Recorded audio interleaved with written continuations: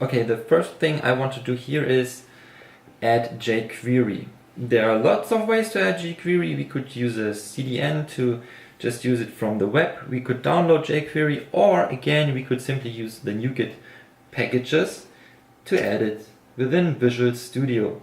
And everything is done for us. We will right-click the project, manage NuGet packages. We will search for jQuery. And there you have it, the first entry, jQuery by jQuery Foundation, version 2.2.3. To this date, simply click install. Yep, I want to have this finished. And as you can see, Visual Studio has created a script for us, a scripts folder, where jQuery is integrated. Okay, now the next thing we want to do is add a HTML page. So right click the project, add, and now I can choose HTML page here from the context menu, and I'd like to call this page index.html.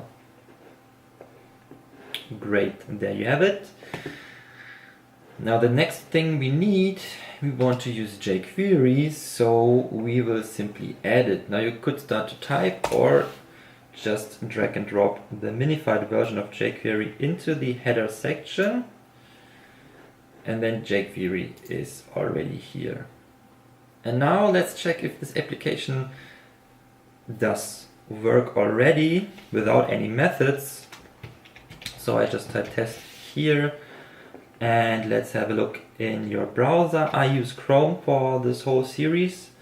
So right click, I could start it here, play Google Chrome. What I like to do is view and then view in browser, which again is Google Chrome in this case, and then Google Chrome will start, and I will see if everything works just fine. And yes, it does. Awesome. Okay, this means we have our web application running on this local server. And the next thing we want to do is call the method, the get method.